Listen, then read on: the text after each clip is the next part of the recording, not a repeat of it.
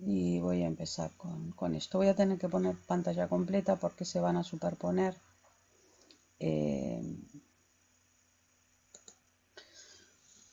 Se van a superponer porque tuve que sacar foto o escanear, no me acuerdo. Esto del libro de aprendizaje precisamente, ¿no? De la asignatura de psicología del aprendizaje. Y fijaros cuál es el título, que parece un título así muy complicado, ¿no? La controlabilidad de las consecuencias, o sea, cómo podemos controlar o no, si son controlables o no. Las consecuencias aversivas, o sea, las consecuencias que nosotros intentamos evitar, ¿no? Y el efecto, que se llama así, de indefensión aprendida. Bueno, como ven, esto es un marcaje del libro mío para estudiar, ¿vale? Y ven que utilizo pues lo de los colorines, según sea un autor, etcétera, ¿no? Otro de los fenómenos interesantes relacionados con el condicionamiento operante, recordad que estamos viendo el modelo conductista, en este caso estamos viendo neoconductismo porque estamos viendo condicionamiento operante, ¿vale? Es el efecto que tiene la controlabilidad, si podemos controlar o no, de las consecuencias aversivas, o sea que nosotros no queremos, ¿vale? De la propia conducta, las consecuencias que pueden tener que no nos gustan de nuestra propia conducta. Martin Seligman y sus colaboradores descubrieron que cuando los animales son sometidos a situaciones, nosotros somos animales, por favor recordad esto, que cuando los animales son sometidos a situaciones en las que tienen poco, recordad esto, sometidos a situaciones en las que tienen poco o ningún control, lo que les sucede es lo siguiente.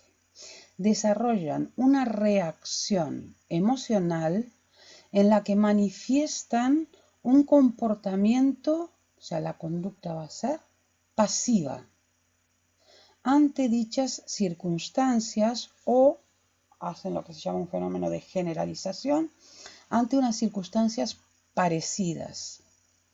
Y se piensa que esta reacción es similar, fijaros qué interesante, a la depresión humana, donde una de las características es precisamente sentirse indefenso, sentirse que no se puede hacer nada y que uno no puede eliminar de su vida lo malo, ¿no? O lo malo de lo que hace, ¿no? Yo qué sé, de repente puedes oír, la gente se aburre conmigo, no le gusta a la gente, etcétera, ¿no? Ha sido confirmado en distintas ocasiones por varios laboratorios, fijaros, y en diferentes especies, o sea que ha sido un efecto, el efecto de indefensión aprendida confirmado experimentalmente, lo que indica lo robusto y general que es el fenómeno. En estos experimentos, ¿vale? Y ahí se sigue hablando de esta cuestión, ¿vale? De lo que se va haciendo en los experimentos, etcétera, etcétera, lo dejamos ahí. Entonces, yo superpongo, lo veis que está aquí, ¿vale? Mira, os vuelvo a mandar os vuelvo a mandar para atrás. Empezamos aquí. Voy a hacer otra cosa para que lo vean mejor. Voy a mover esto para aquí, para que vean mejor. No me di cuenta en su momento de hacerlo, para que vean mejor dónde empieza la segunda página, ¿no? Sigue hablando de lo que sucede en estos experimentos, etcétera, ¿no? Habla de una tabla, tal, o de la primera fase y tal. Me interesa que veamos desde aquí, ¿no? Dice que, bueno, que hay una primera fase conocida como una fase de preexposición al entrenamiento de escape-evitación, o sea, si tú te puedes escapar, si puedes evitar, ¿no? Esa situación. Los investigadores asignaron grupos de perros a 3 condiciones experimentales. En la primera de ellas ves que ahí no hay marcas, pero os lo estoy leyendo para que veáis un poco de dónde viene la cosa, ¿no? Y como lo que me interesa a mí es la segunda fase del experimento. Pero quiero que veáis de dónde viene el asunto y cómo se pararon en grupos precisamente, ¿no? Para ver las diferentes reacciones. Entonces les decía que, bueno, en lo que fue la primera fase, que es una fase de preexposición al entrenamiento de escape-evitación, los investigadores asignaron grupos de perros a 3 condiciones experimentales.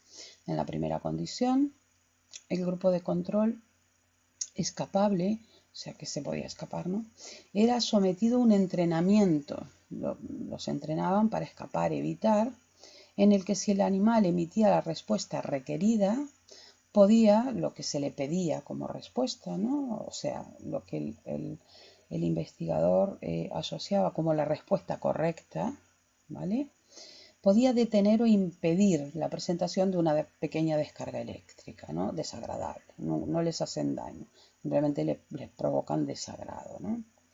El segundo de los grupos, que era lo que se llama el grupo acoplado, que es realmente el grupo experimental, recibía las mismas descargas que el grupo anterior, pero en este caso la conducta del animal no tenía consecuencias. O sea, es el grupo experimental precisamente porque es el que quieren comprobar si existe la indefensión aprendida. ¿Qué era la indefensión aprendida? Paso para atrás. Es un fenómeno donde si tú te ves sometido a una... Si tú te ves sometido a una situación en la que no tienes prácticamente control, desarrollas una reacción emocional que se manifiesta en un comportamiento pasivo. Entonces están preparando todo el experimento con 3 grupos, os dais cuenta, ¿vale? Y se les están asignando diferentes condiciones experimentales. En el primer grupo se los entrena para que puedan escapar. En el segundo grupo reciben las mismas descargas que el grupo anterior, donde sí pueden escapar si dan la respuesta correcta, ¿vale? Pero haga lo que haga el grupo de animales, ¿no? No tiene consecuencias. Y finalmente utilizaron un segundo grupo control, que simplemente estaba confinado en la misma situación que los demás grupos, pero no recibía ningún tratamiento. Esto lo que quiere decir es que no recibía descargas. Punto. Esa es la primera fase, ¿vale? Ahora me interesa lo siguiente. En una segunda fase del experimento, tenemos la primera, ¿veis?, donde se supone que aprenden algo, ¿no? Aprenden que si dan la respuesta correcta, escapan. Aprenden que aunque den la respuesta que den, da igual, no escapan de recibir una descarga. Y el tercer grupo, ni fu ni fa, no aprende nada, ¿vale? Es como un segundo grupo control.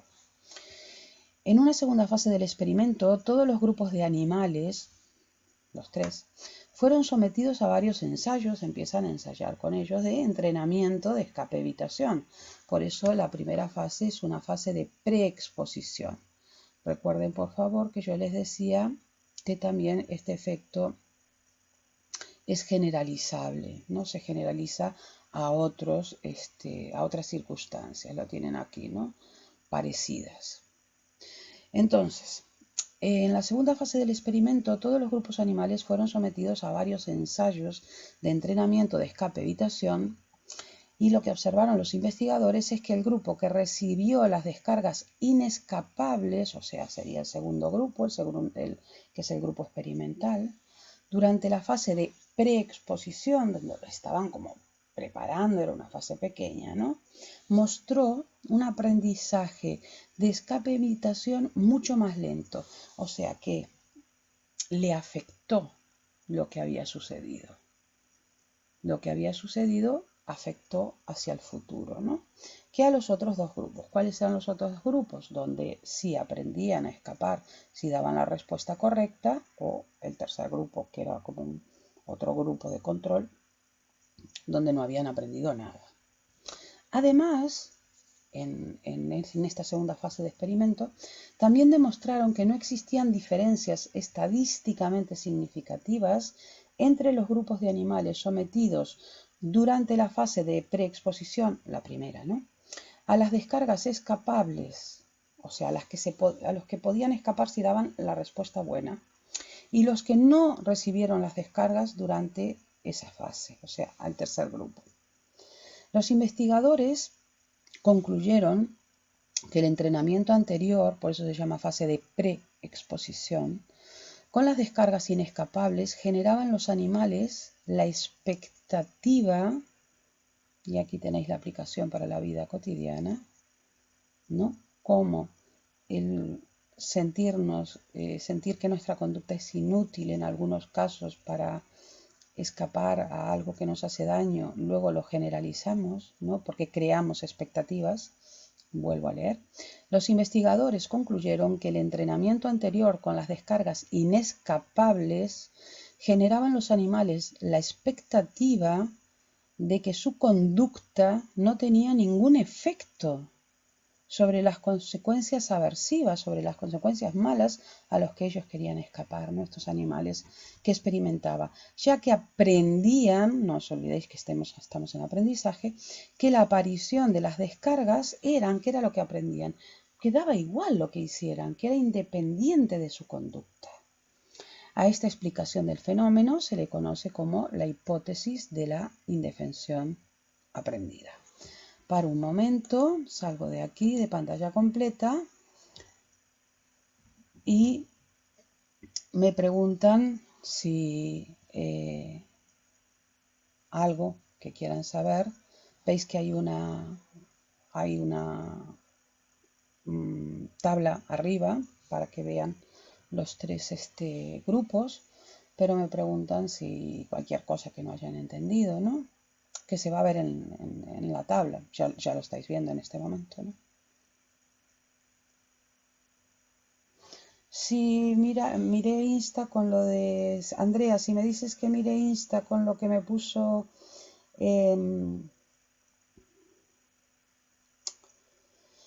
Lucía, de que puede ser que vayan con la propuesta de que se haga en junio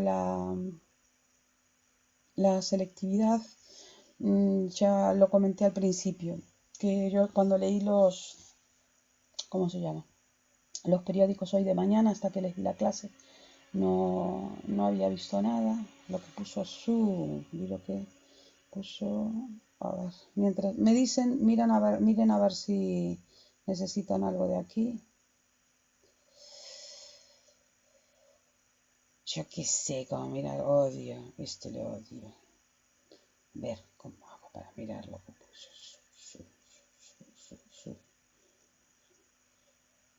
Suriña. No sé cómo mirar lo que puso Suriña.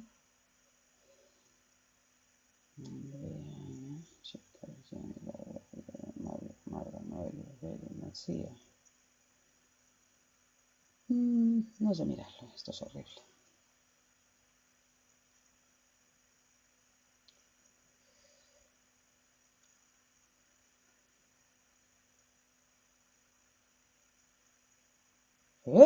Debe acabar ya el curso.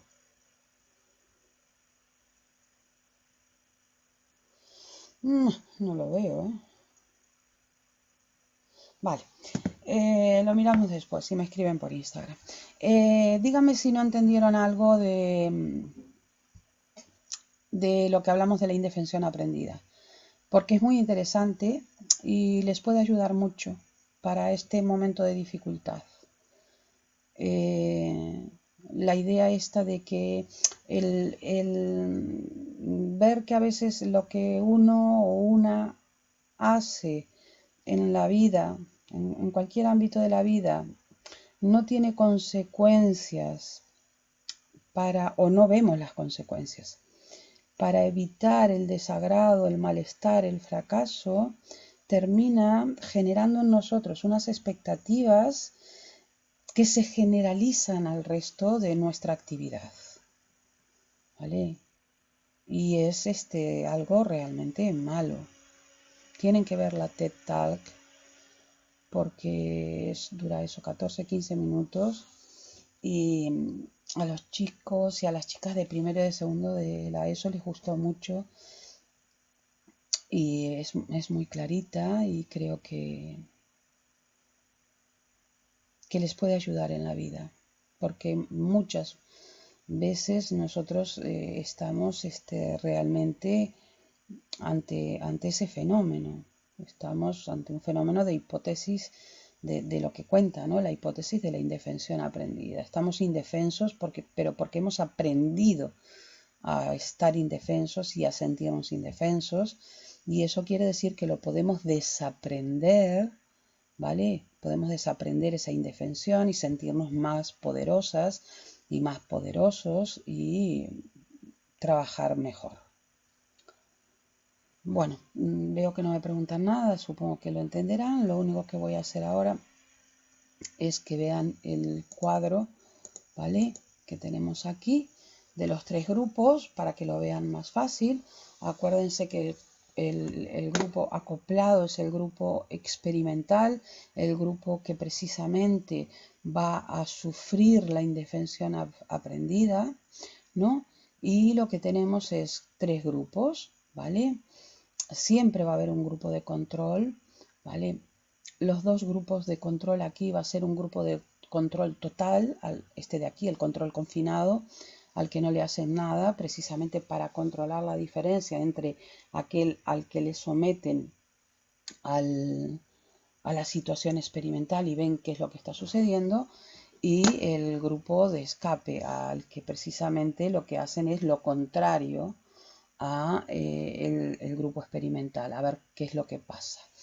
Hay una fase de preexposición, ¿no? Que es precisamente esa fase donde se le enseña a los animales a sentirse indefensos. Luego está la fase de aprendizaje de escape-evitación. Se intenta enseñarles a escapar, a evitar las situaciones malas, desagradables, y se ve el resultado, ¿vale? ¿Y cuál es el resultado? Fijaros, el acoplado, recordaros, es el experimental, donde realmente se va a comprobar que realmente han aprendido a qué, a sentirse indefensos. ¿Por qué? Porque había descargas incontrolables, dado que hicieran lo que hicieran los animales, ¿vale? Había, ¿vale? Una señal descarga, ¿vale? Yo creo que aquí está mal esto y debía de haber una errata en el libro, aquí no hay nada. No hacen, ¿ves? Sin descargas. Perdón, está bien. Donde hay sin descargas es aquí, lo estaba mirando yo mal. Es por mirar tantas pantallas, perdón. Aquí hay descargas incontrolables. Eso quiere decir que a ellos le dan pequeñas descargas eléctricas. No importa lo que hagan, no hay respuesta buena. Fracasan constantemente. Aquí las descargas existen, pero son controlables. A ese grupo le enseñan que si encuentran la buena respuesta van a poder evitar el desagrado, ¿no?, que puede provocar su conducta, y aquí no hay nada, no hay descargas en el tercer grupo. Cuando van a aprender, ya pasan a una fase más general, para aprender a escapar, por ejemplo, ¿a qué? A un suspenso, ¿no? Está claro, a evitar escapar del suspenso, evitar el suspenso. Fijaros que no estoy diciendo escapar de estudiar. No, porque eso sería la conducta para conseguir el suspenso, ¿vale? El aprobado, perdón, ¿no? Y sería la conducta para evitar el suspenso, ¿vale? ¿Qué es lo que sucede con el acoplado, que es el experimental? Que como aprendieron antes, ya tuvieron experiencia antes de que hicieran lo que hicieran, iban a suspender o iban a obtener malos resultados, han creado, como se decía en el primer cuadro, una expectativa que los hace sentirse indefensos, y por eso su aprendizaje general, ¿no?, de toda la estrategia precisamente de aprendizaje es muchísimo más lenta. La estrategia de aprendizaje de escape-evitación, estoy hablando de eso, obviamente, ya lo tenéis aquí. En cambio, aquel grupo que aprendió que podía controlar, no siempre, pero si encontraba la respuesta correcta, podía controlar, ¿no? La descarga, que es desagradable, ¿no? Aprendía mucho más rápidamente. Y aquellos que ni fu ni fa, que no se habían visto, digamos, marcados, ¿no? por la incontrolabilidad de la situación, también aprendían más rápido.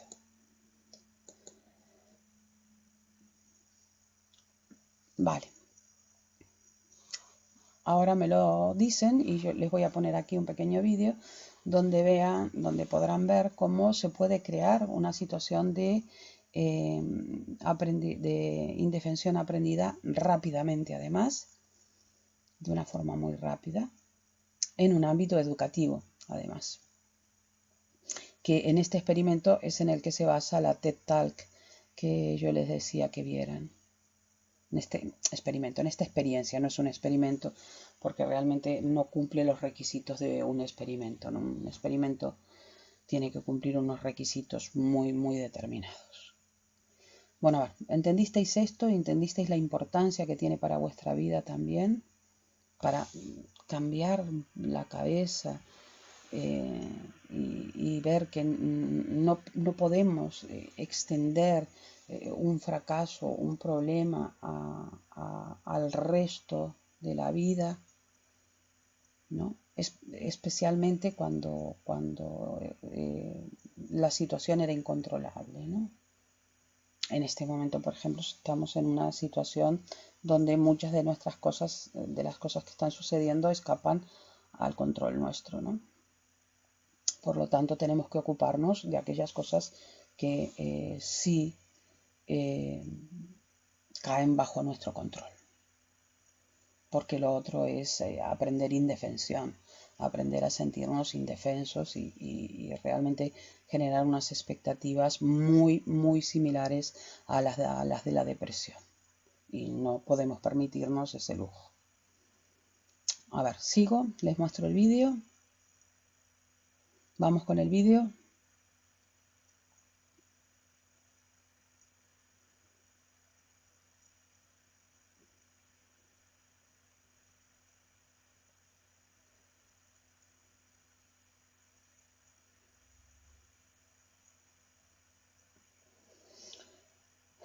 Bueno, entiendo que vamos con el vídeo, ¿vale? No nos podemos poner así tanto tiempo en espera. Vamos con el vídeo, que es este.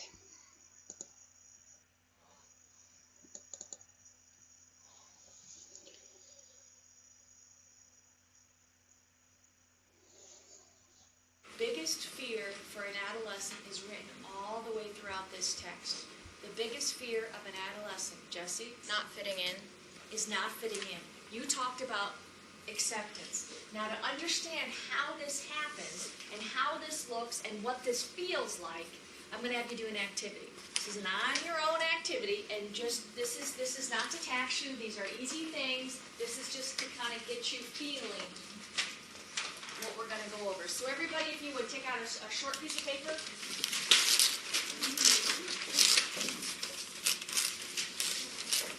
I'm going to pass out these papers, and just keep them face down. And if you would, no one write on these, write on your own papers.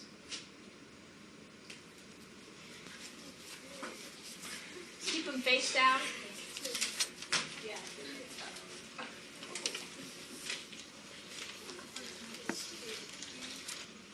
Everybody have one? If you would, just do them one at a time, and I will tell you when to do them. Everybody turn it over. Just do your own work. And this isn't meant to be hard.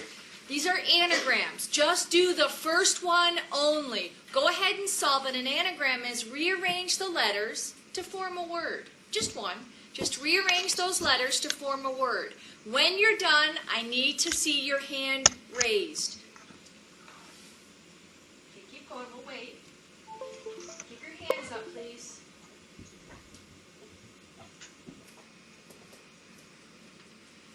Just do number 1. Don't go on. Don't go on. This isn't meant to be difficult. Okay, put your hands down. Let's just go to number 2. Don't even worry about number 1. Go to number 2. Solve that one. Again, when you're done, I want to see your hands up.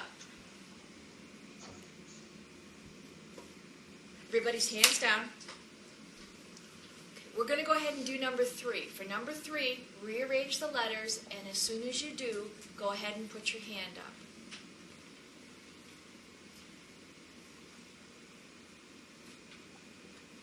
Here's what you need to know. You were both given 2 different lists. This side of the room was given these 3 words. And left side of the room, here you go. They were given bat. What would the word be? The second one, they were given lemon. Brian, the word? Melon. They were easy. The trick here was both of you were given the third word, which was the same. The third word was cinerama, which was American. Your first 2 words on this side of my classroom were not solvable. They were impossible tasks. I'm sorry. I know, but here's what we did this for. I was able to induce something called learned helplessness in the left side of the room very easily within about 5 minutes. I want you to think about what happened to you, this left side of the room, when you saw the right side of the room raising their hands because they already had the task done. What happened to you during that time? Jory? I felt stupid. You felt stupid? Okay. I felt rushed. Felt rushed? Joelle? I was even more confused. You were even more confused because they all got it and you were still struggling. Chelsea? Frustrated. Frustrated. What happened by the time you got to the third word? Because I'm here to tell you, this side of the room is not significantly more intelligent than this side of the room. That was a random assignment. So what happened to show the differences? Why did you have more of a difficult time with the third word, which was the exact same word? Brian? My confidence was shot. What you experienced was a term called learned helplessness. How many have heard of the term before? Let me see your hands.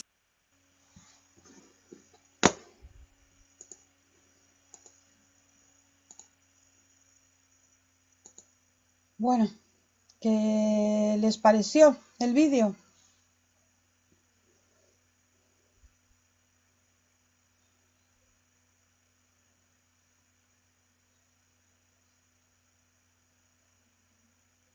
Sobre la indefensión aprendida.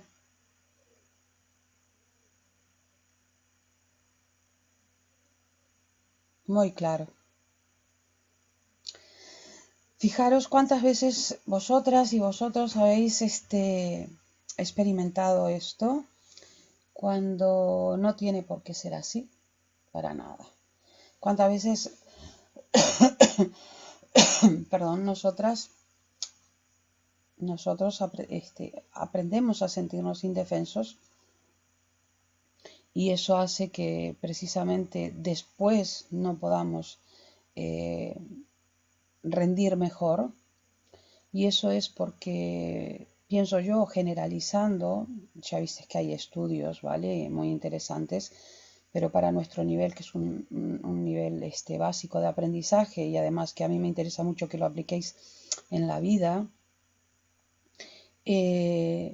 no rendimos todos igual y al mismo tiempo y en el mismo lugar y en todas las cosas.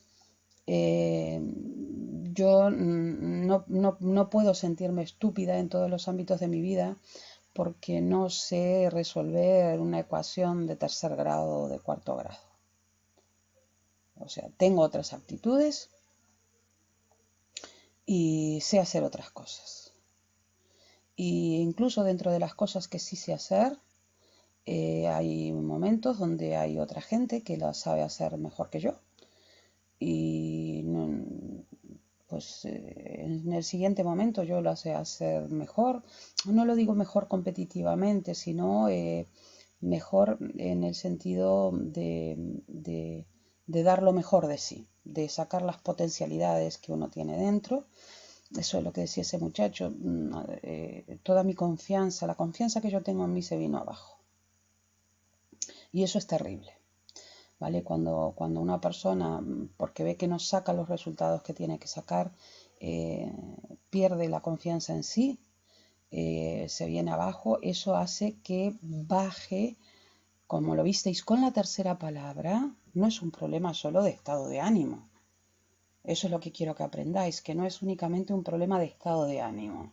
Es un problema de que bajan tus competencias intelectuales, bajan tus competencias cognitivas, ¿no? Y entonces realmente terminas no pudiendo resolver las cosas, porque te sientes indefenso y con lo cual terminas estando indefenso.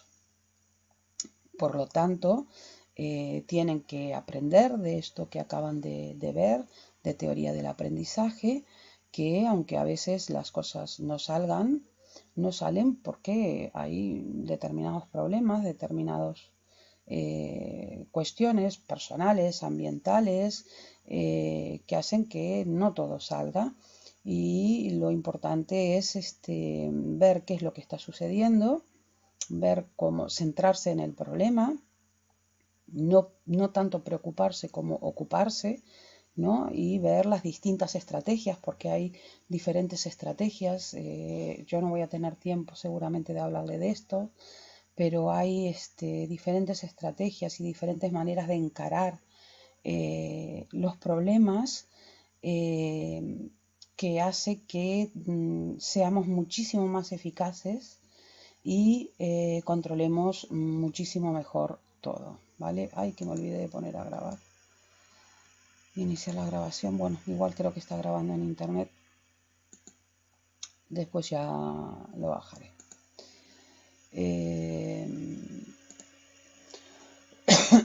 Creo que lo graba en oculto. De ahí el otro día que nos pusieran lo del copyright. En Historia de la Filosofía lo bajo y lo edito. Bueno, esto es interesante, como ven, estamos hablando del tema de aprendizaje y esto, aunque en principio parezca que es muy elemental lo que puedan darnos los conductistas y neoconductistas con el tema de estímulo-respuesta, etcétera, y los conceptos de refuerzo positivo, refuerzo negativo, realmente llegan a grados de sofisticación muy, muy altos, ¿vale? Muy altos. El siguiente... Fijaros, la siguiente corriente de estudio va a ser muy interesante también, ustedes ya la conocen, es la de la psicología de la forma, de la Gestalt, y ahí uno de los principales, porque es el iniciador, es Kohler, no sé cómo se dice en alemán, Kohler o yo qué sé, y alguien también muy importante va a ser Wertheimer, no tengo ni idea de cómo se pronuncia en alemán, ¿vale? Ellos se enfocan desde otro lugar el problema del aprendizaje, no lo enfocan tanto desde el tema de estímulo-respuesta, como era el conductismo, sino que lo enfocan teniendo en cuenta las investigaciones kantianas, ¿vale? Aquello que vimos en Historia de la Filosofía, que ahora explico en un momento para el resto de la gente, porque no lo voy a explicar en profundidad, que cuando nosotros conocemos, no solo está lo que viene de afuera, como ya lo vimos en percepción, sino también lo que aportamos nosotros. Y lo que nosotros aportamos no son contenidos, sino formas.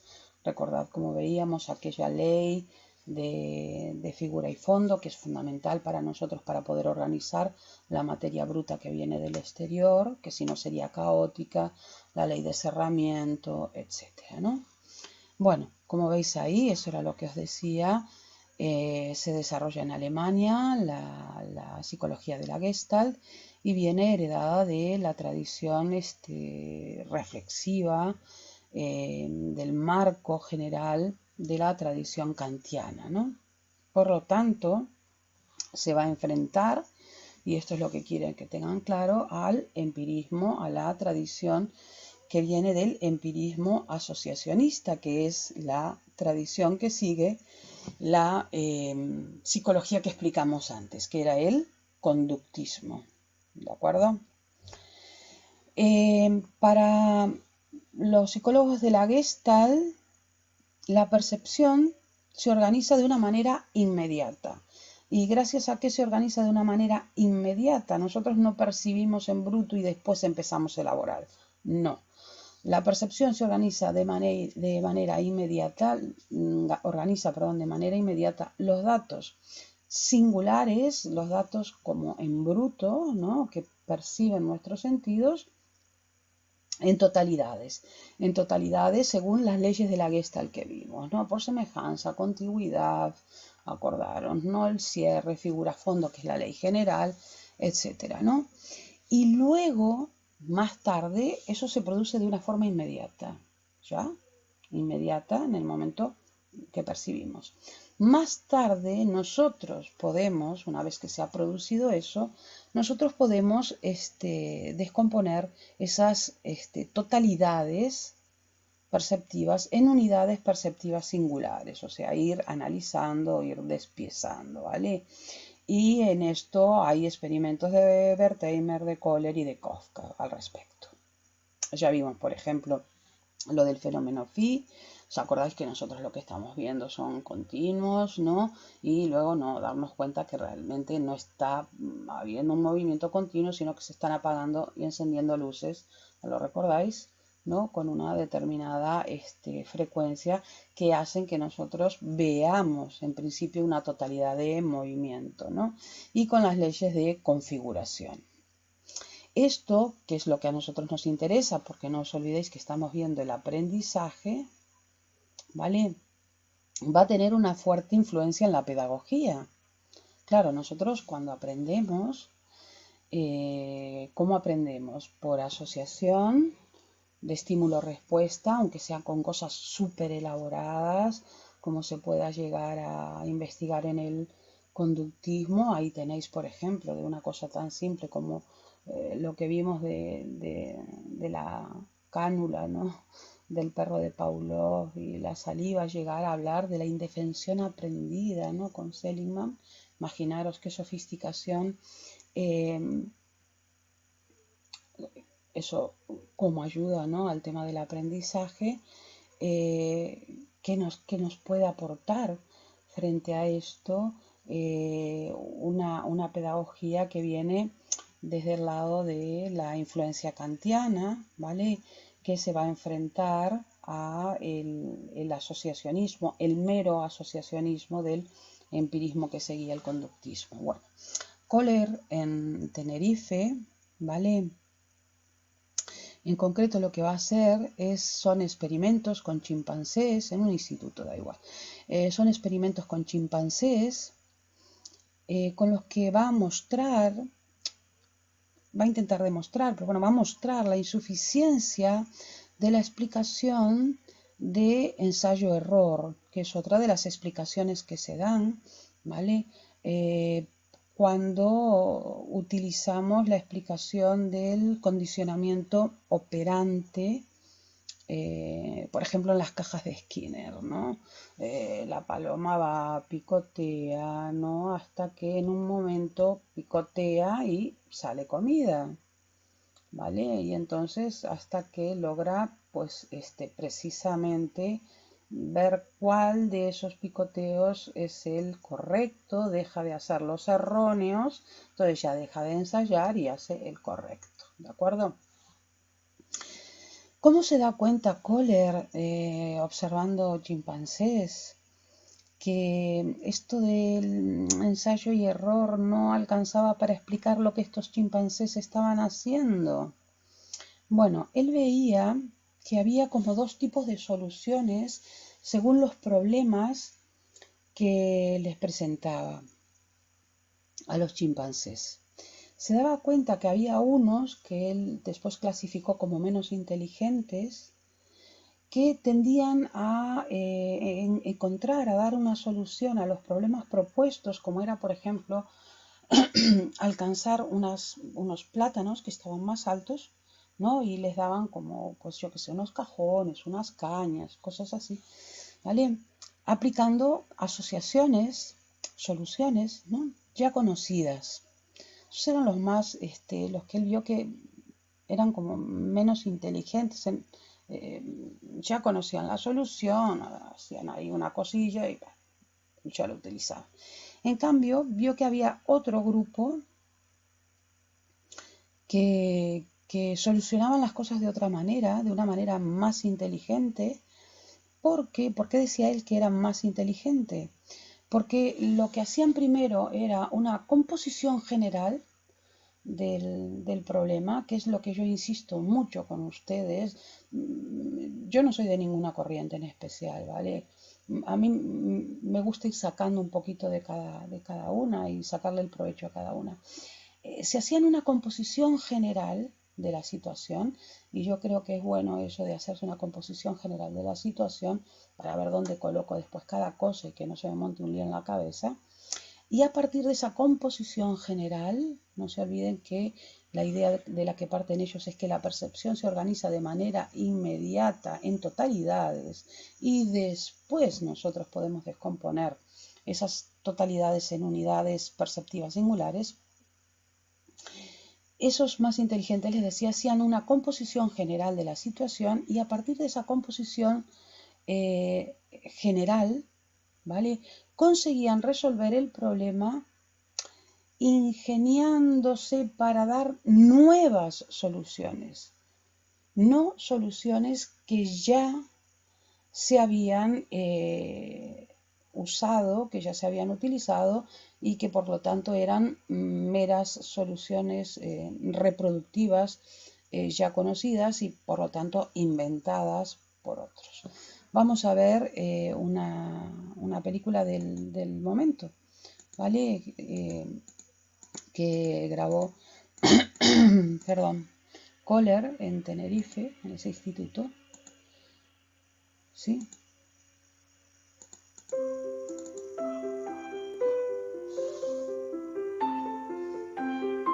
Están viendo las diferentes estrategias para alcanzar los plátanos.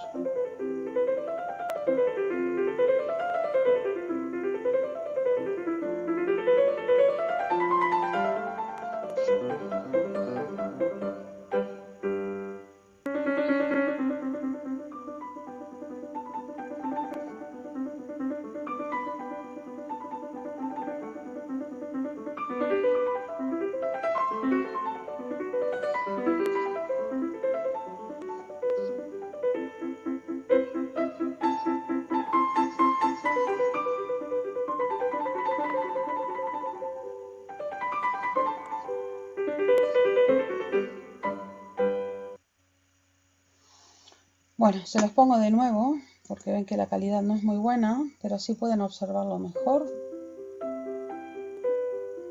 Mirad, consiguen mediante la apilación de cajas, de objetos, cañas, que por lo tanto tiene que ser por el lado menor para que encaje en el lado más grande y se haga más larga para llegar hasta la banana, ¿no?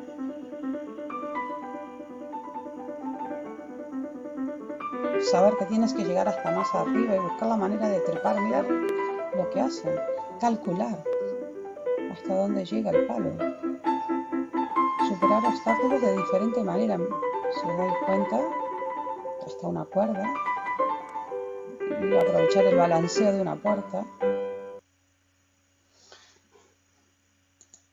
Bueno, como ven, realmente lo que Kohler descubrió en el instituto en Tenerife no se explicaba únicamente. No estás viendo ahí un ensayo-error que surge de un estímulo que proporciona una respuesta, ¿vale? De ninguna manera.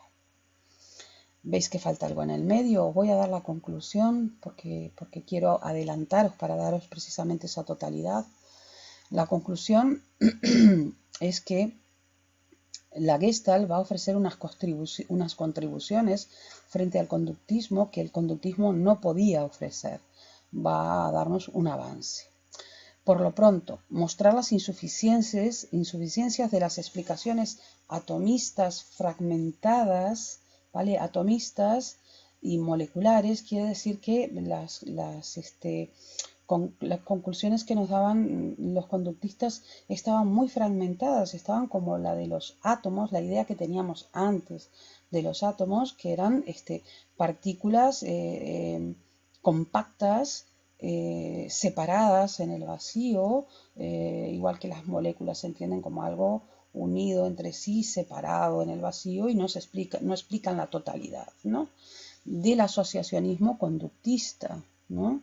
Donde luego tú lo que explicas es cómo se asocian esos átomos, esas moléculas, esos fragmentos, pero no das la visión de conjunto, no das la visión de totalidad, que es lo primero que ofrece la psicología de la forma o de la Gestalt. Y entonces, frente a lo que son, digo, porque además ustedes hay mucha gente que es de ciencias y las de humanidades también, las personas de humanidades van a encontrarse con este tipo de terminología en algún momento, lo que es una explicación atomística o molecular frente a lo que es una explicación molar, que no tiene nada que ver con las muelas, que es una explicación holística o molar, que es una explicación que te da que el punto de partida es la totalidad, ¿no? O parte de la totalidad del fenómeno que quiere explicar, ¿vale? Y después irá a descomponer, digamos, en unidades, ¿no?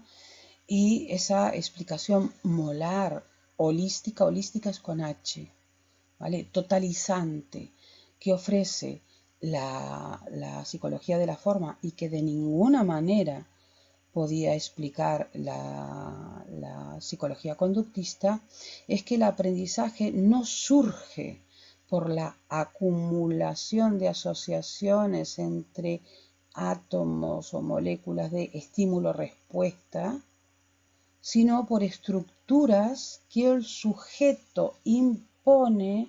Recordad, por favor, los de Historia de la Filosofía respecto a Kant, y ahí podéis ver toda la tradición kantiana, ¿no? Aquí, que el sujeto impone, para los que no ven Historia de la Filosofía, recordad lo que vimos de la Gestalt, las leyes de percepción. Nosotros ponemos el cierre de figuras, nosotros ponemos la figura al fondo, nosotros ponemos el agrupar de determinada manera por similitud, por contigüidad, las figuras, etcétera, a los datos brutos de la experiencia.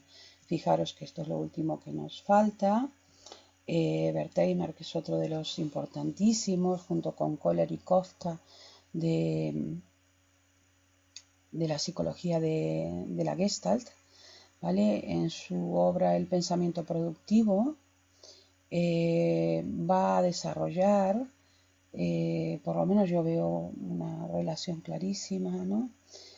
Va a desarrollar esas primeras investigaciones, esas primeras, digamos, muestras de diferentes maneras de solucionar las cosas que encontró Kohler en Tenerife entre un tipo de monos y otros, que él vio que eran como unas menos inteligentes porque se limitaban a reproducir soluciones conocidas y otras más inteligentes porque se dedicaban a ingeniar nuevas soluciones, y las va a sistematizar. Fijaros, lo vamos a ver aquí, la va a sistematizar en pensamiento reproductivo, que sería un tipo de pensamiento que lo que hace es reproducir cosas ya conocidas, y un pensamiento productivo que lo que hace es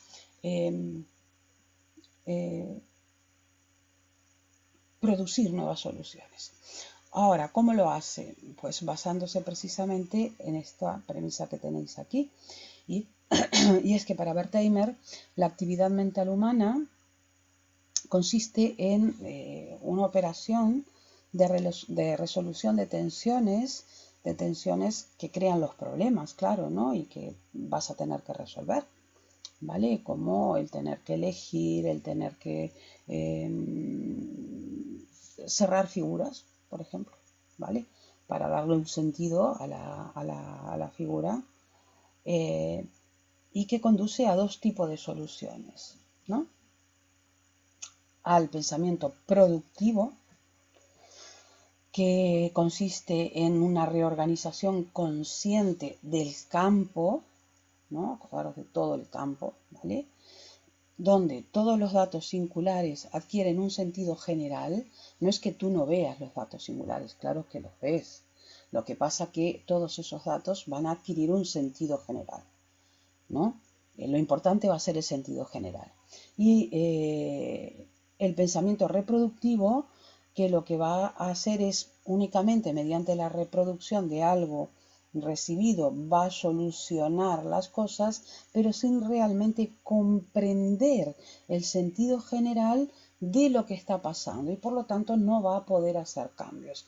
Esto es lo que les sucede en ocasiones, si se dan cuenta ustedes, y uno de los grandes problemas que tienen con los comentarios de texto, que ustedes dicen, pues nada, en Descartes es el pienso luego existo, y entonces se van a los apuntes y por donde yo empecé a hablar del pienso luego existo, dicen, y el texto habla del pienso luego existo, y entonces por donde yo empecé a hablar del pienso luego existo, ustedes sueltan todos los apuntes.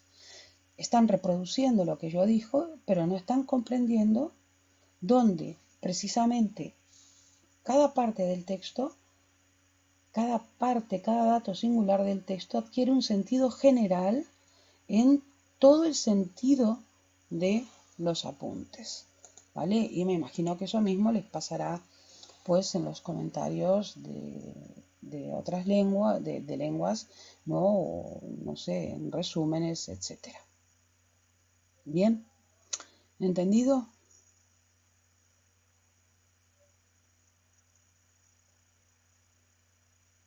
Y aplicable para la vida, que es lo que me resulta a mí más bonito de la psicología, y a ustedes en concreto para el estudiar de una forma tranquila, fluida, sacándole provecho, aunque a veces se tarde un poquito más. Mientras se están haciendo las cosas, realmente se está haciendo de una manera adecuada, que te permite estructurar lo que estás estudiando, te permite organizarlo de una manera molar, de una manera holística, con una reorganización consciente de todo lo que estás haciendo, etcétera, ¿no? Y eso te va a permitir no caer en ese fenómeno que estudió Seligman, ¿vale? Que es la indefensión aprendida, precisamente, y que es terrible, ¿no? Es terrible porque no solo nos hace daño emocionalmente, sino que crea un bucle, porque te rebaja el nivel de competencia cognitiva, y entonces, claro, de nuevo te vuelve a crear más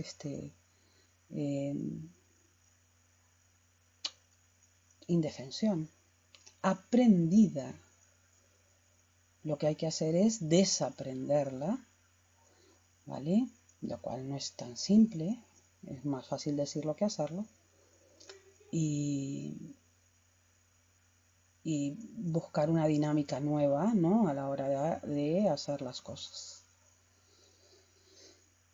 Bueno, lo siguiente que tenemos que ver si lo abordamos hoy o no. Yo no estoy tan segura de que hoy perdón, lo podamos abordar, aunque sí podría ser, fijaros, perdón, es lo siguiente. Vosotros ahora me decís, yo os voy a decir ahora lo que viene, y me decís si paramos, ¿vale? O si os explico esto. Perdón, que me quedé en la Gestalt. Bueno, hay un autor que es importantísimo, pero que ya está muy corregido. Nosotros no vamos a ver las correcciones, vamos a ver al artista, Dios mío, al autor originario de la teoría genético-cognitiva, que es Jean Piaget, y una pequeña derivación que sería esta, ¿vale? Aquí, ¿vale? como es por ejemplo Gerald Brumer, ¿vale? Pero esto lo podríamos soslayar hoy.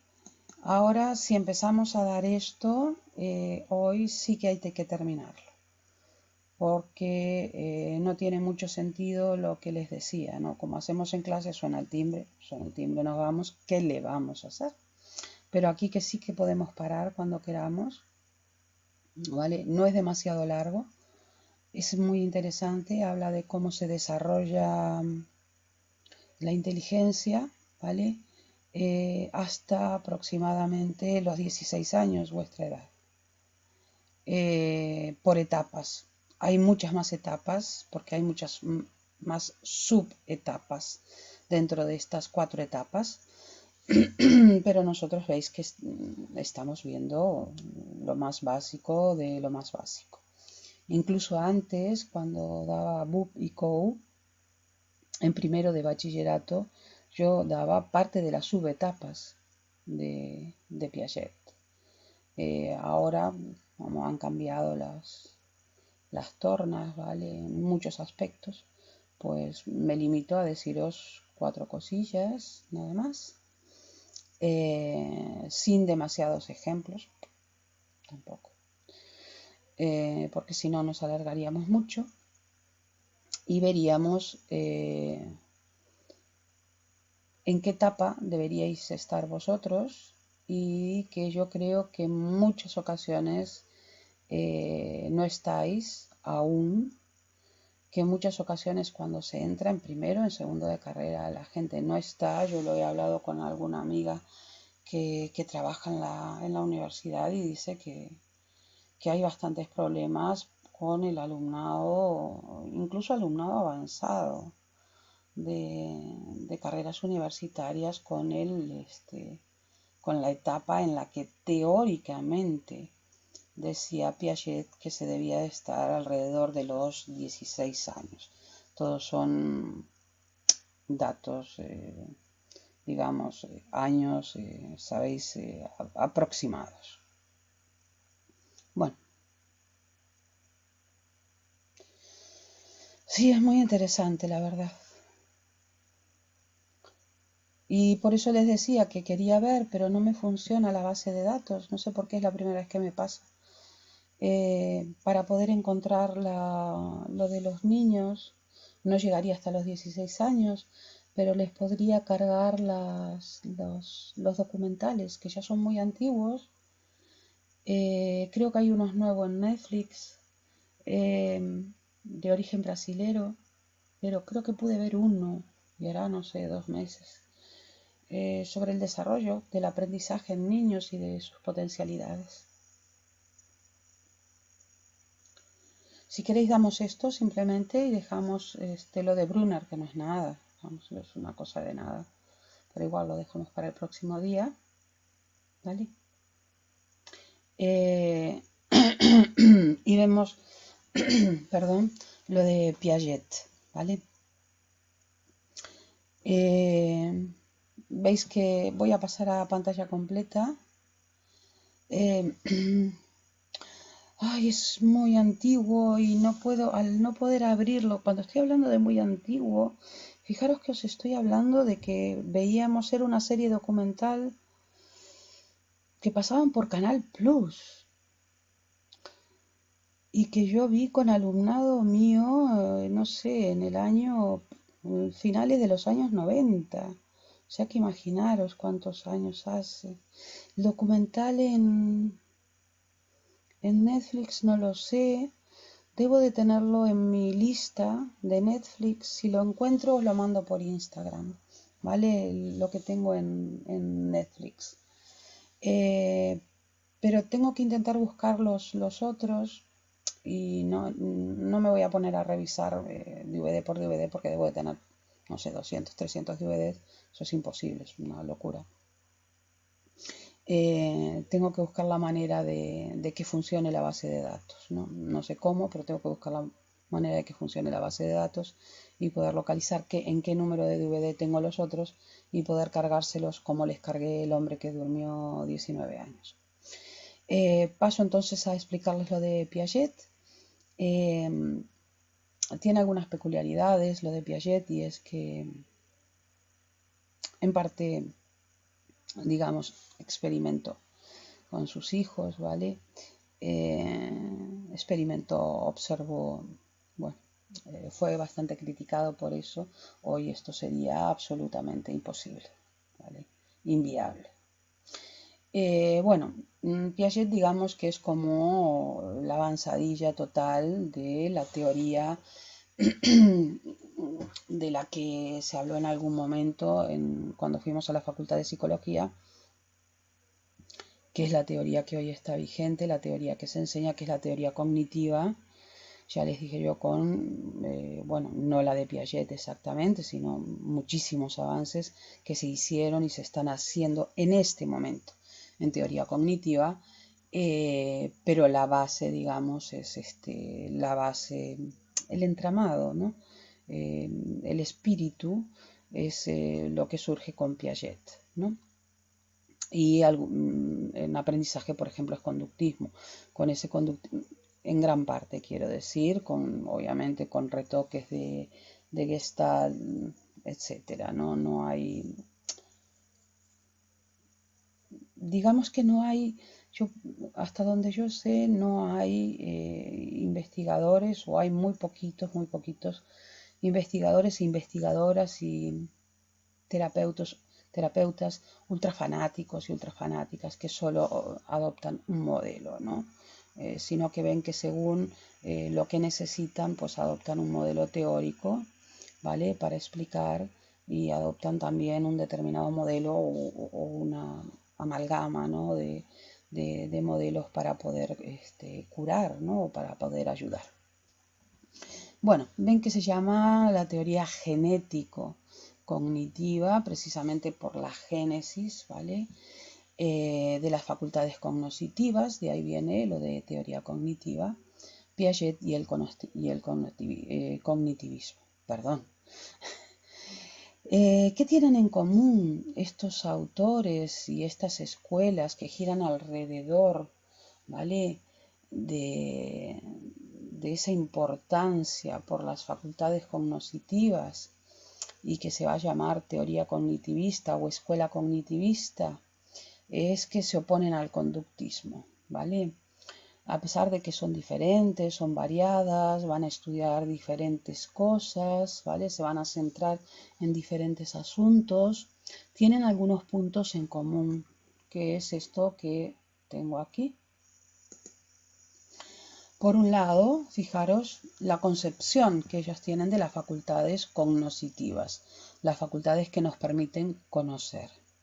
Y por otro lado, que existe una progresión de los conocimientos, una evolución a la hora de poder conocer, y que esta evolución está prefijada en fases.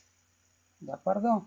Luego, entre ellos dirán 3 fases, 4 fases, 5 fases, pues de esta manera hay tantas subfases, y bueno, discutirán diferentes matices.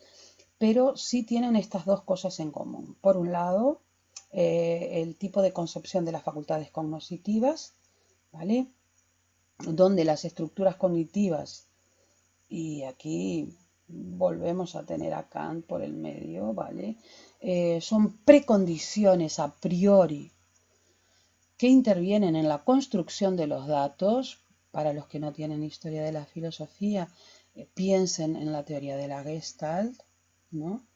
Nosotros ponemos algo a la hora de conocer, ponemos unas condiciones, ¿vale? Que no vienen de afuera, sino que las ponemos nosotros, por eso se llaman a priori, y que intervienen en la construcción de los datos, ¿no? Los datos que nosotros manejamos para conocer la realidad no son datos en bruto, sino que son datos categorizados, tratados por cosas que nosotros ponemos, y que son formas sin contenido, formas vacías, maneras que tenemos de percibir, ¿vale? Y en ese sentido, la mente, como ya hemos visto, no es algo pasivo, no es una simple receptora de lo que viene de afuera, frente a lo que decía, por ejemplo, el asociacionismo, el conexionismo y precisamente lo que termina asumiendo de estas dos corrientes filosóficas, ¿no? El conductismo. Y es que, bueno, nosotros estímulo-respuesta. Bueno, puede haber mucha parafernalia por el medio, conceptual, pero estímulo-respuesta. Se acabó. No. Para el cognitivismo, ¿vale? La mente no es pasiva, sino que con lo que tiene dentro, como una precondición de conocimiento, ¿vale? Va construyendo los datos que vienen de afuera. Y la segunda cosa que tienen en común las escuelas cognitivistas es que no está dado todo nuestro potencial cognitivo, no está dado desde el principio, sino que vendría dándose en una evolución que tiene un orden prefijado, no se puede saltar. Por eso, precisamente es por eso que los programas educativos deben adaptarse o deberían adaptarse, yo creo que no lo hacen, de hecho, deberían adaptarse a precisamente esa progresión en la adquisición posible por las precondiciones precisamente, ¿no? De conocimiento. Esta progresión se da en formas organizadas estables en todos los individuos durante unos periodos evolutivos, en la evolución del individuo.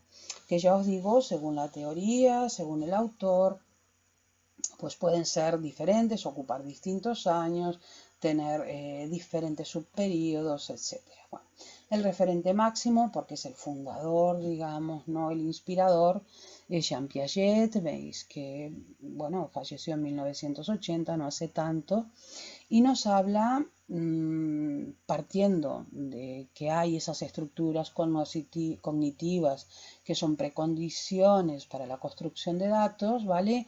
De 4 grandes estadios evolutivos que a su vez tienen subestadios, ¿vale? Que nosotros no vamos a ver. Simplemente vamos a ver por qué cada uno se llama como se llama y les voy a dar pequeñísimos ejemplos y los van a captar enseguida, porque en cuanto vean, visualicen, ¿no? A una niña, a un niño de esa edad o a un adolescente, lo van a entender. El primer estadio, que es este de aquí, el estadio sensorio-motor, es el que va desde el nacimiento mismo del ser humano hasta aproximadamente la adquisición del habla, que es un salto cualitativo importante, porque poder adquirir el habla es poder adquirir un poder simbólico, es el poder nombrar las cosas, ¿no? Y no solo trabajarlas y trabajarlas simbólicamente, no solo poder trabajarlas, mirar cómo se llama el estadio sensorio-motor, no solo poder trabajarla con los sentidos, mirar, es lo que hacen los bebés, se quedan mirando y los niños pequeños miran las cosas y las tocan y con todos los sentidos, se los pasan por aquí, se los llevan a la boca, los tragan, los escupen, bueno, con todos los sentidos. ¿Cómo se aprende en esta edad? Piensen, por favor, en los niños de 0 a 2 años. ¿Y por qué no se les puede tener quietos? ¿Por qué hay que estar estimulándolos constantemente? ¿Por qué les gusta tanto que los estimulen? Que los tiren para arriba, que les tiren para abajo, que les hagan cosquillas, que los achuchen, que tirar cosas al suelo, que se las recoges, volverlas a tirar. Bueno, todo este tipo de cosas. Porque realmente lo que hay en esta edad, como una estructura cognitiva que precondiciona el conocimiento, son las funciones motrices y las funciones sensoriales. el control de los movimientos elementales del cuerpo y también el control de conectarse con el mundo a través de los sentidos. Va a ser muy, muy importante, ¿vale? Después de este periodo donde ya se adquiere el habla, que es aproximadamente, pues hay niños y hay niñas que la adquieren antes, pero estamos hablando de un habla que ya sea significativa, simbólica, y estamos hablando de promedios, ¿eh? Sabéis que hay niños y niñas, les decía, que adquieren el habla antes y hay otros que la adquieren después, ¿no? Sin tener por eso problemas, ¿no?, de aprendizaje. Eso hacen las valoraciones los médicos, los logopedas, etc. Tenemos lo que se llama el periodo preoperatorio y fijaros después que el tercer periodo es el periodo de operaciones y el cuarto de operaciones también. Por lo tanto, el primero es sensorio-motor y después ya son periodos donde se van a poder hacer operaciones. El primero es donde se está preparando, el segundo, vamos, ¿no? El primero de lo de las operaciones, quiero decir. El segundo es donde se va a estar empezando a preparar de alguna manera el cómo hacer operaciones, ¿vale? Y es aproximadamente eso, entre los 2, 3 años. Fijaros, cuando ya adquieren una cierta autonomía, a los 3 años, pues ya se están preparando para empezar el preescolar, ¿no? A los 3 ya van para el preescolar, ¿vale? Y viene desde la adquisición del lenguaje, ¿vale? Hasta aproximadamente los 7 años, los 8 años, los 6 años, no sé si sabéis, pero en algunos sistemas educativos, por ejemplo, creo que especialmente nórdicos, ahora no lo recuerdo bien, no empiezan la escuela primaria hasta los 7 años, por ejemplo. Nosotros empezamos a los 6, en Uruguay también se empieza a los 6, pero ellos piensan que no, que hasta los 7 años no, los niños realmente no pueden, no tienen el desarrollo, no tienen las precondiciones para empezar a operar, realmente a aprender, y que es forzar mucho la máquina.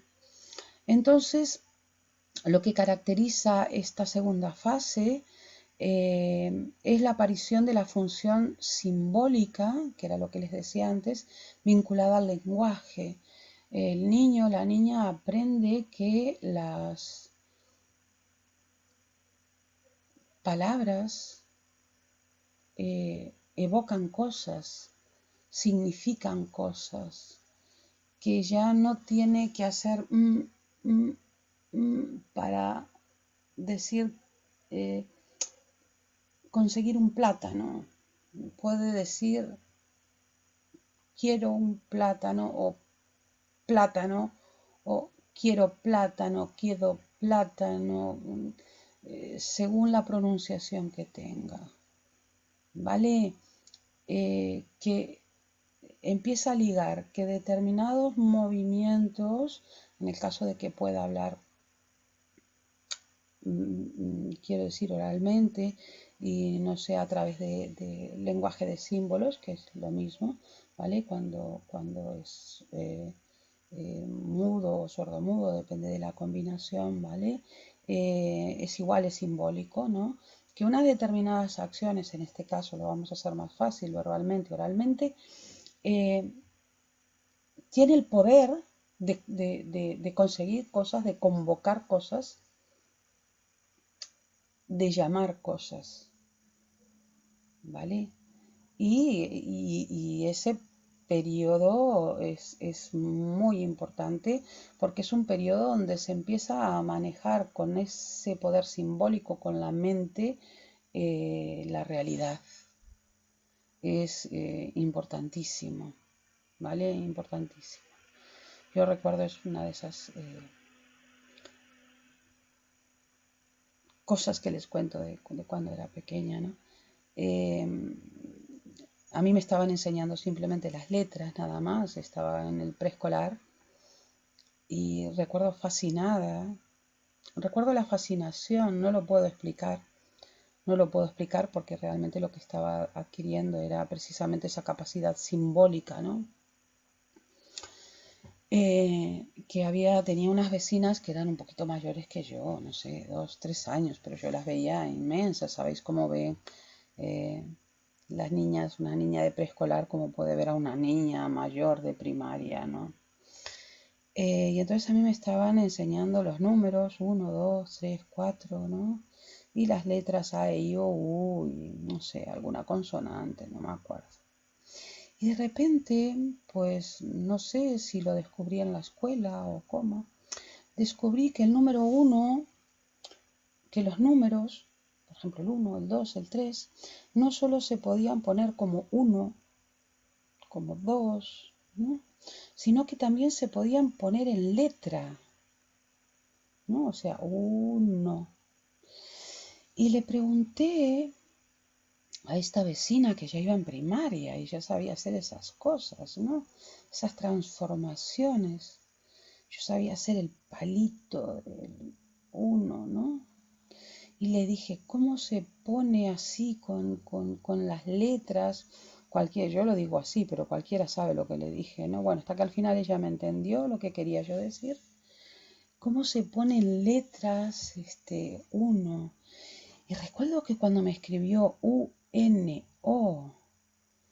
y yo vi que podía convocar al 1, al un caramelo, al un zapato, al un dedo, ¿no? Un beso. Mamá, dame un beso, ¿no? O yo qué sé. O no me des una bofetada de, de estas merecidas, ¿no? Por hacer una trazada, ¿no? Pobre madre mía. Eh, eh, Quedé fascinada, absolutamente fascinada, de ver el poder, ¿no? Casi mágico de que ahí en ese trazado estaba 1, ¿no? Y que eso era equivalente a 1, ¿no? Esto lleva su tiempo. Aprender a manejar el mundo simbólicamente lleva su tiempo. Nos está preparando para poder operar con cosas, trabajar con cosas. La primera fase, fijaros que es lo que vendría a coincidir con la primaria de operaciones, es la fase de operaciones concretas. Y si os dais cuenta, en nuestra clase tenemos gente que quiere enseñar en primaria y gente que quiere enseñar a los pequeñitos. Fijaros cómo con los pequeñitos estaría también con fase preoperatoria, pero adentro recordar que hay subfases, ¿vale? En el ámbito de las operaciones concretas, que ya sería con la gente que trabaja en primaria clarísimamente, nosotros ahí ya empezamos, como ya dominamos la función simbólica, o ya se supone que estamos caminando clarísimamente a la dominación de la función simbólica, aunque bueno, ya sabéis que los niños a veces pues tienen su propia lógica, ¿no? Lo que vamos a hacer en nuestro desarrollo, lo que todos nosotros, eso es lo que nos está contando Piaget, que es lo que nos pasó a todos, ¿no? En el desarrollo de las primeras, vamos a estar en el desarrollo de las primeras operaciones lógicas y matemáticas, que van a estar muy limitadas por la dependencia de la aplicación sobre cosas concretas y relaciones concretas. Entonces hay que empezar por lo más básico y de ahí que en la escuela, fijaros, no se puedan aprender cosas como ecuaciones, que eso es absolutamente abstracto, ¿no? Abstracto totalmente. Lo que se puede aprender es que si tú tienes un ratón y otro ratón, vas a poder tener 2 ratones, ¿vale? Y ya está. Y esto es lo más fácil, porque si tú le enseñas que tienes de pronto un ratón y una botella y le preguntas cuántas cosas tienes, te pueden decir 2, pero te pueden decir 2 por el número de cosas que tienen o por la categoría de cosas que tienes una botella y un ratón. No sabes muy bien cuál puede ser la contestación.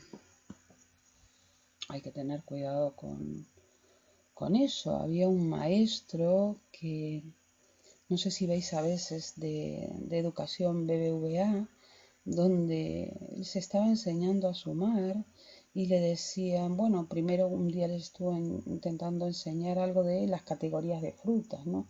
Manzanas, peras, que todo eso eran frutas, ¿no? O bueno, yo qué sé, algo así, ¿no?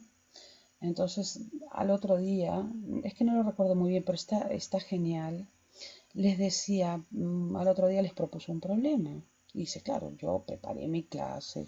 A ver, para la gente que cree que no lleva tiempo preparar las clases, preparé mi clase de tarde, me quedó perfecta. Una de las partes era, bueno, si yo tengo eh, 2 manzanas y 2 zanahorias,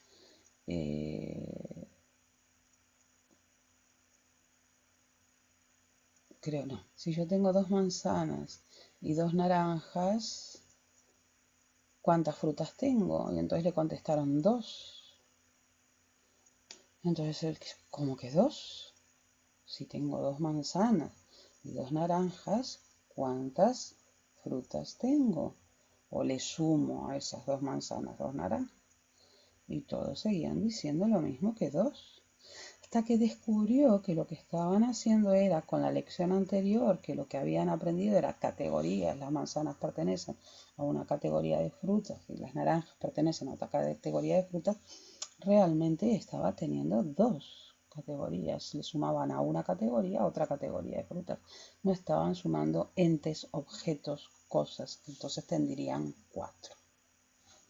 Para que veáis la complicación de enseñar operaciones lógicas y matemáticas a los niños, ¿no? Y cómo hay que tener cuidado con las preguntas que se hacen, ¿no? Y cómo está limitada precisamente por las relaciones concretas, porque el maestro estaba preguntando por las relaciones de suma de objetos y ellos estaban pensando que se estaba preguntando por la relación de sumas de categorías de objetos. ¿Vale? Y todo esto obviamente ellos no lo pueden decir como lo estoy diciendo yo, ¿no?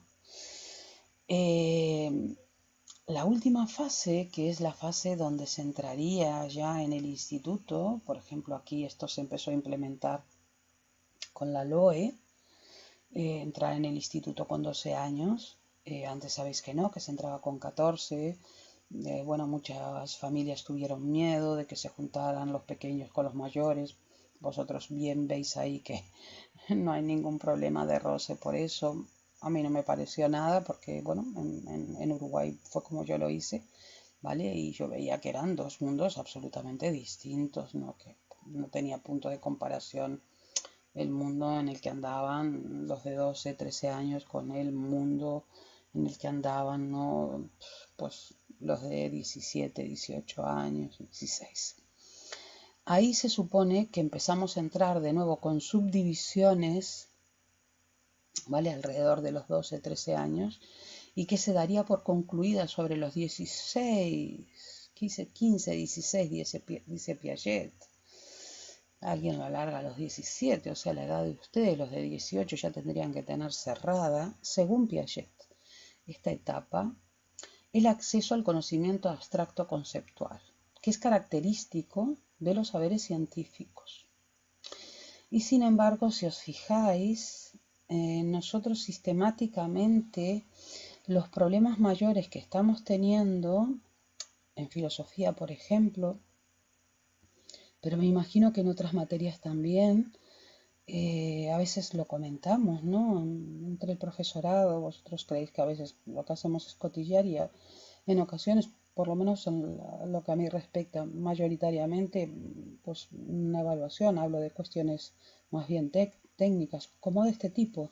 Le cuesta mucho manejar abstracciones, es un problema porque claro, esta parte que es más abstracta y más técnica, le cuesta más y entonces se pierde, etcétera, ¿no?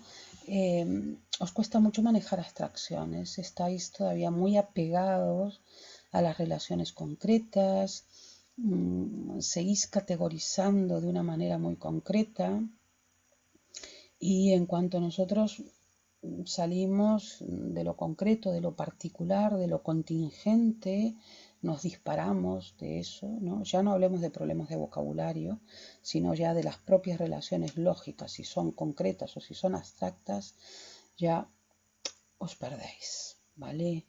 Y eso es característico de los saberes científicos, ¿no? Y cuanto más abstractos, tipo lo que estáis tratando vosotros ahora, como pueden ser unas matemáticas, como puede ser una filosofía, en ocasiones puede ser, por ejemplo, una gramática, en ocasiones puede ser el cómo construir un comentario, no el hacer en sí en concreto ya el comentario, sino el cómo construir el andamiaje de un comentario, que eso es algo abstracto, ¿no? El andamiaje es abstracto. Ahí es donde os encontráis con problemas. ¿O no? Ahora contestadme vosotros si no os veis reflejados en este problema, que aún estáis algo anclados en el ámbito de lo concreto y os cuesta mucho el trabajar con conceptos abstractos.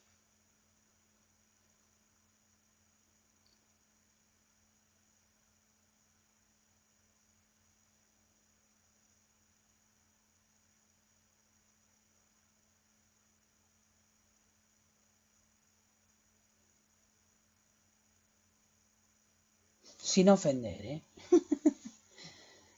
La teoría ha sido retocada muchas veces, ¿no? Y ha sido retocada también en cuanto a edades y sí, yo creo que sí. Que ahí es cuando decís, me estalla la cabeza, ¿no? Me estalla la cabeza porque ya no soy capaz de seguir, esto es, necesito algo concreto a lo que agarrarme para poder dar el salto a lo abstracto, ¿no? De ahí que yo muchas veces, por ejemplo, porque yo lo agradecía también, y lo sigo agradeciendo en muchas ocasiones, ¿no? Cuando estoy así cansada, aunque me gusta que me metan caña ahí en lo abstracto, ¿no?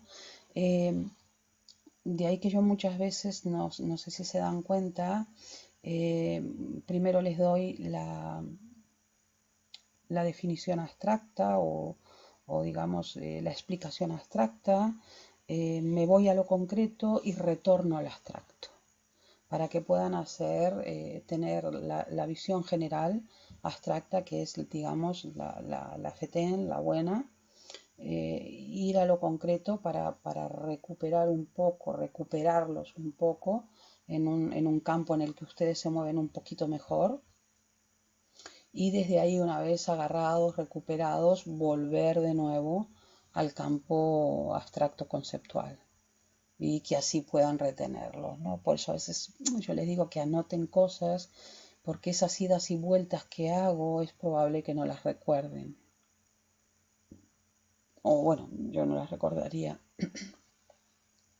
probablemente, y menos ustedes que tienen cada 50 minutos cambian el chip. Es imposible acordarse de todo lo que te están diciendo. Bueno, yo si no lo anoto no me acuerdo. Yo no sé cómo pueden acordarse ustedes de nada.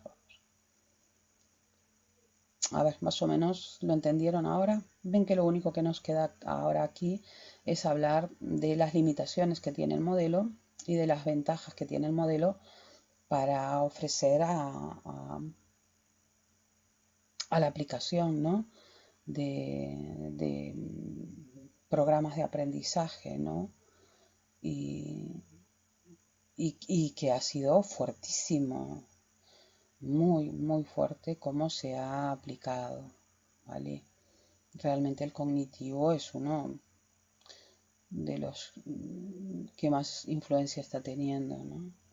En la aplicación, digamos, de desarrollo de programas educativos. Porque estamos hablando de aprendizaje, por lo tanto estamos hablando de educación también. La educación formal, que es la que ustedes están teniendo, tiene que basarse en los estudios científicos, debería basarse en estudios científicos. Yo creo que también debería basarse, haciendo esa síntesis de lo que hablamos, en personas que trabajamos con gente real, Y, por ejemplo, le podríamos decir bueno, de que eso de que ustedes ya han alcanzado el acceso a un conocimiento abstracto, conceptual completo, no es verdad. Que les cuesta mucho todavía y que hay que rebajar un poco ahí las expectativas, porque si no, la frustración que crea eso, no digo bajar el nivel, sino bajar las expectativas, porque la frustración que crea eso, pues genera indefensión aprendida, eso está claro, ¿no? Está claro. Desde la ciencia, lo estoy diciendo ya, ¿no? Bueno, ven que las limitaciones del modelo, más adelante, llegado el momento, si nos incorporamos o no nos incorporamos o lo que sea, yo qué sé, ya no sabemos. Yo pienso que sí que nos vamos a incorporar, de alguna manera. Las limitaciones del modelo están en marrón por unas cuestiones de las que hablaremos más adelante. De momento nosotros seguimos da igual, sin códigos de color. Las limitaciones del modelo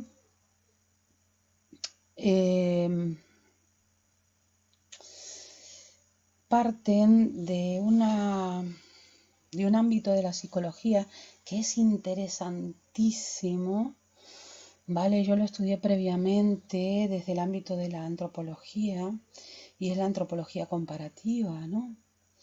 Nosotros muchas veces cuando abordamos cosas, estudios, lo abordamos únicamente desde el punto de vista occidental. Entonces, la mayor... Ay, Andrea, bueno, la ves después, no importa. Los estudios que se hacen en psicología, en su mayor parte, no todos, pero en su mayor parte, se hacen con muestras de individuos occidentales y dentro de lo que es una cultura occidental. Y de eso no se salva el cognitivismo. Entonces, la limitación que tiene el modelo, una limitación muy importante, es que parece responder al concepto de desarrollo cognitivo occidental, ¿vale? Y además al concepto de desarrollo cognitivo occidental, un poco como adaptado al de la educación formal, digamos, ¿no? Ya cómo realmente medir eso en personas iletradas, bueno, complicado, ¿no? Incluso dentro de Occidente, esto se ha constatado, muchos individuos, por eso le decía, no se ofendan, ¿no? Se ha constatado que a pesar de que los cognitivistas dicen que todo el mundo tiene que llegar al estadio 4 alrededor de los 16, 17 años, se ha constatado clarísimamente que muchos individuos sin problemas de aprendizaje no llegan al estadio 4. O sea, no llegan a manejar conceptos abstractos. Con lo cual, no parece que el proceso sea algo interno, inmanente. Fijaros que era una de las cosas que nosotros afirmábamos aquí, que eran precondiciones y que eran formas organizadas, estables en todos los individuos. O sea, si no todos, sin tener problemas específicos de aprendizaje, ocupando, digamos, la zona normal, ¿no?, de la curva de Bell, ¿no? No llegan al estadio 4, eso es una limitación importante del modelo, ¿no? Esto sería precisamente caer en el error contrario al del conductismo, que era un error ambientalista, ¿no? Donde todo estaba marcado por el ambiente, ¿no? Precisamente según cómo tú marcaras el ambiente, así un estímulo iba a hacer que una respuesta fuera determinada. Aquí pareciera que todo está marcado desde dentro y de una determinada forma y con un determinado proceso y con un determinado desarrollo para todo el mundo igual. ¿Qué ventajas tiene el modelo? Como todo en la vida, cada modelo tiene sus limitaciones y tiene sus ventajas. La gran ventaja del modelo es que contribuye a centrar el aprendizaje en el sujeto, no ya en el ambiente.